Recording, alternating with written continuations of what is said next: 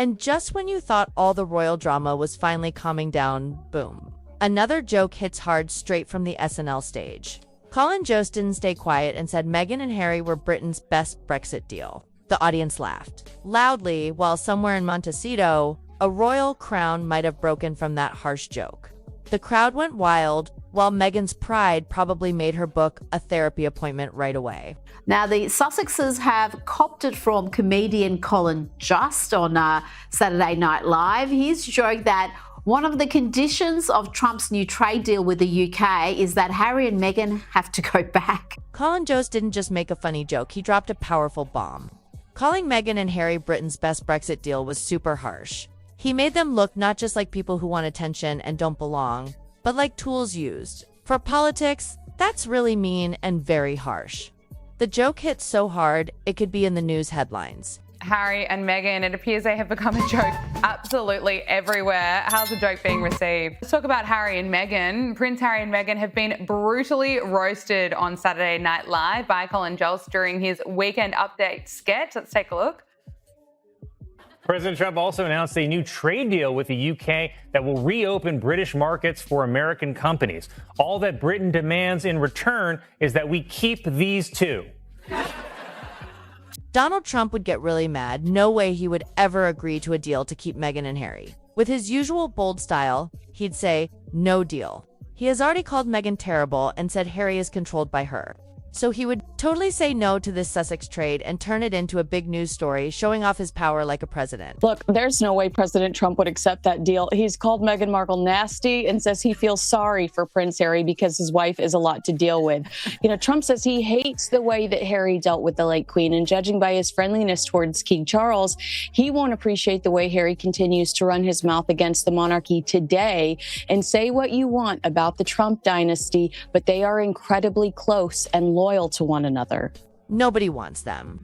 Meghan and Harry are like the worst reality show that nobody even wanted to watch. News outlets in the US called them the bad guys, and even Eric Trump called them spoiled apples. In America, who can even like them anymore? Their charm ran out 5 award shows ago. That she had Prince Harry on her vision board when she was younger, and that was her goal, #goal, to marry Prince Harry. So it was all about getting the title. She's done that now. Now she's just stuck with this depressed ginger who has absolutely no family, no friends, and no money. This was not # part of the plan. So what is she supposed to do now? Now, if she's smart, and she is that, she's very savvy. Colin Jost made fun of Meghan like a Swiss Army knife with broken blades poking at her. He joked that she tries to do everything at the same time and fails at all of it. He said she's juggling diplomacy, branding, and activism, but not doing any of them well. That's a harsh, smart, embarrassing, and funny joke, showing she's trying to do too much but isn't doing any of it right. Just been mocked, actually, described as the fakest thing I've ever seen, her new Netflix show. Take a look at this little preview. I've always loved taking something pretty ordinary and elevating it. Surprising people with moments that let them know I was really thinking of them. Not just Colin, everyone from John Mulaney to Megyn Kelly has made fun of Meghan for trying to do everything but not getting anything right. Kelly called her a toxic narcissist and fake, while comedians laughed at her failed Netflix shows, her lifestyle brand, and her activism, calling it super embarrassing and hard to watch. No! No! I refuse! I'm sick of it! No, I don't want them. No, I don't want them. It's just that they are so ridiculed all over the place, but she can't help herself but constantly trying to shove down our throats that they're not. Here she is at Beyonce's LA concert. She's basically turned into her own joke. Every Netflix episode, podcast clip, and Instagram post gets laughed at as just more fake stuff. Critics like Catherine Ryan and Tina Brown have said it all looks too perfect, planned, and fake. Like she's pretending to be real but isn't. Rebrand, another rebrand. Constant reinvention breeds skepticism. 1 minute she's a podcast host, the next a lifestyle guru. Is she writing children's books today? Is she the greatest expert on jam ever? Reinvention isn't inherently bad, but without follow through or success in one domain, it starts to look like failing, not versatility. And this inconsistency makes it hard for anyone to invest emotionally or financially in her ventures. She doesn't have any real goal. She just wants attention. She's hungry for fame and doesn't seem to have a clear direction. She keeps showing up on shows like Colbert or getting made fun of by Colin Jost while acting like it's all about women's power. By now, Meghan's image isn't about being royal, it's just about always being ready to get laughed at on TV. In super clear quality. And I think it's totally different motivations. She 100% PR move. That's why she was there. She wanted to get on camera. She's really thinking at every opportunity she can improve her terrible reputation, and people finally love her as they're supposed to. I don't understand why they don't. That's her. Then there's Harry, who still thinks he's Prince. And hello, you're not.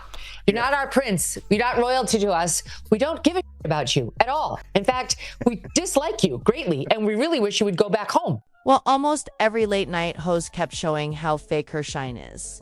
Jimmy Fallon made fun of her pretzel bag act, calling it so fake it was hard to watch. Colbert and Kimmel also happily pointed out how she pretends to be innocent. Even people on Reddit joked, she's become a walking, talking joke with that perfect fake voice.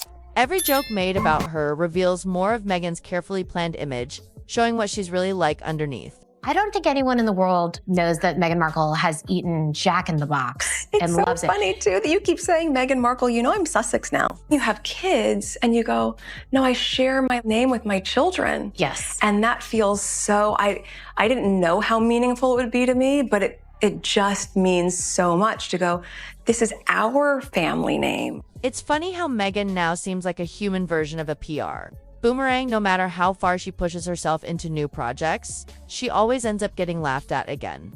One Reddit user joked, she's not even important enough to hate, just always super cringe. From Netflix to podcasts, every late night host treats her brand like a big table full of bad choices. Meghan's only royal title now is the Duchess of Delusion. Now, being a royal was clearly tough for Meghan, as she explained with this Disney analogy. Gosh, it must have been years ago. We were sitting in Nottingham. I was sitting in Nottingham Cottage, and The Little Mermaid came on. Now, who as an adult really watches The Little Mermaid? I want to be where the people are. I want to see... Sorry. No doubt people laugh at her, not to be mean, but because her delusion is just too obvious to ignore. Meghan acts like she's the main star in a documentary that no one even wanted. She thinks she's an important voice in the world while sharing podcast ideas that sound like teenage diary entries.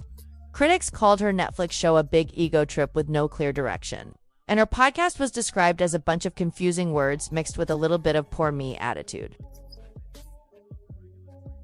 Hear ye, hear ye. A statement from her, hold on. A statement from Her Majesty the Queen. But first, to allow me to forget I'm an American who does not give a damn. At this point, even the audience isn't angry, they're just entertained. Watching Meghan try to make herself look like everything at once, an activist, a duchess, a Hollywood insider, only shows the real truth. She has become really good at doing way too many things and still ending up with nothing to show for it, in a big and flashy way. Meghan didn't cut all that fruit. You know, that took a team of people to cut all of that fruit up. Meghan's not sitting there cutting up all of that fruit every day. It's just, it's very delusional. It's very unrealistic. No doubt, wherever Meghan appears, boom, headlines blow up. Just like when Colin Jost made fun of her on SNL, and suddenly every news outlet was shouting Britain's best Brexit deal. It's like Meghan doesn't just show up in media. She shows up ready to be made fun of. The spotlight always finds her. And comedians are already getting their jokes ready before she even says a word. I hate to make this.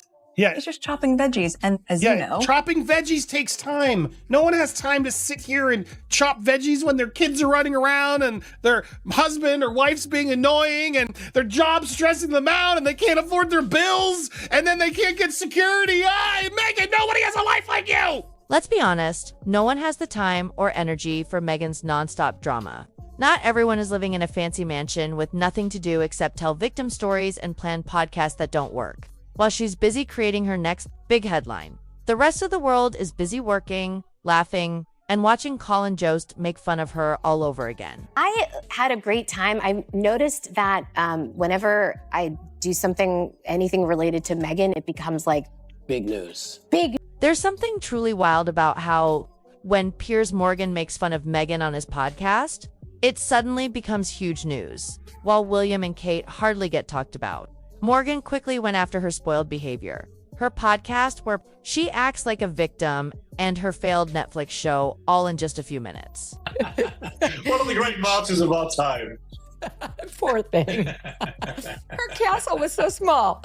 In the past 4 to 5 years, Meghan has brought one scandal after another, like that hospital video of her twerking being accused of bullying staff, making fun of accents in public, her failed Netflix shows, Piers Morgan calling her a spoiled brat, and even Brooke Shields saying she's too precious. Just say her name and it's like lighting a fire. Drama is sure to follow, but without the crown. Meghan Markle never misses an opportunity to play the victim. The fact that she went on Oprah and was crying and whining about these dresses and these little spats, why would the family ever trust you again? And the fact that they're writing a book about it now, years later, and the fight between the two women shows you Meghan Markle has a mouth that is way too big. Well, I think we all knew that. People in California have known that for a long time. She was trying to get cast.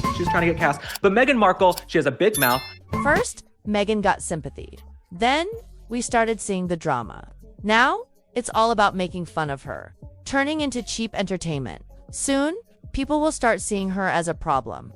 In just a few years, Americans went from thinking she was a modern fairy tale to feeling tired of seeing her in the media. They say she always complains and shows up too much. It's like a nonstop cycle of royal drama, and by now, she's not really a duchess. She's just content for disaster. Stories. Why does this woman have a podcast? Why does she have a show? Why? The power, these women, these people should not have shows. And yet they do, and that's an injustice. And the only way that I will be able to console myself is with the power of yet. Their shows haven't been canceled yet. Meghan Markle has not been silenced in public life yet. She talks louder than her achievements. Does Meghan ever stop to think before she speaks? One day she's talking about royal racism. The next day, it's chicken coops and deep thoughts on her podcast. Every time she does an interview, it turns into a big headline. No surprise, comedians love her. She gives them joke material for free. Honestly, her mouth might as well have its own PR team by now. Back by changing our brand. All right, and I do see you're in our database, but you didn't first get help at this Cumhammer location? No, my wife went to one in California as a child. Ah, okay, then you must be in the national system. Oh yeah, is this you? Sorority girl, actress, influencer, victim. Yeah, that's totally me. Okay, I see, and then you added your husband to your friends and family account. You must be the royal prince, millionaire, world traveler, victim. That's right. From LA red carpets to news all over the world, Meghan's story went from a celebrity fairy tale to getting made fun of in the media. Now she's changing direction again, getting into hotels and restaurants with her as ever brand. It's a confusing cycle. She was once the queen of drama, now she's trying to be a businesswoman, or maybe just running in circles on the fame wheel while living in a fancy new place. What's next? Maybe a vacation spot just for comedians. She's upset. Prince Harry, though, has become the punchline of a Saturday Night Live joke. Let's have a look. Everyone's asking Harry to finally speak up and take control of Meghan. Her silly show tricks are taking attention away from the real royals. Critics say she's using the royal name to make money, and he's just standing by while she turns royal respect into tabloid drama. It's about time he steps in, stops the public mess, and saves whatever dignity they still have left. Obviously knew that they would end up in LA because that was Meghan's dream. Her dream was to be an A-lister, and she was unable to make it to those A-list parties on the basis of her own merit as an actress. She wasn't a very good actress, and so she figured out how to maneuver that by marrying a prince who, the only way to say it is, he's just not as intelligent as her. It was harsh, loud, and super funny because it was so true. When things got bad, South Park didn't just make fun of Meghan and Harry. They totally roasted them with jokes. Reddit was full of funny comments like, she can block Piers Morgan, but she can't block South Park. That moment wasn't just a joke, it was like the world was judging them through a cartoon. If you get turned into a character on South Park, congrats, you've officially become a living meme. NBC has announced plans for a spin-off to the hit series Suits, which will be set in Los Angeles. It will focus on Meghan Markle's character's struggle to balance her legal career while also caring for an unemployed immigrant. SNL does not hesitate to make fun of Harry and Meghan. It is a regular occurrence. And I thought this was just a great funny joke. But I do think that SNL has it out for Harry and Meghan. And it was reported when Meghan was about to launch her podcast that she was trying to actually host SNL. And it was also reported when Spare came out that Prince Harry was trying to have a little cameo on there. So it makes you wonder if they've changed their mind since they've seen so much criticism from the SNL cast. In the end, Meghan and Harry once hoped to be on SNL maybe after their podcast failed and the buzz from the book died down. But after seeing Colin Jost's smooth and savage joke attack, that dream probably disappeared faster than Meghan's Spotify deal. Still, it doesn't matter. Saturday Night Live did what it's best at, roasting royals like a fancy Thanksgiving turkey. Hit that like button, share your thoughts in the comments, and subscribe for more bold truth. This wild story is just getting started.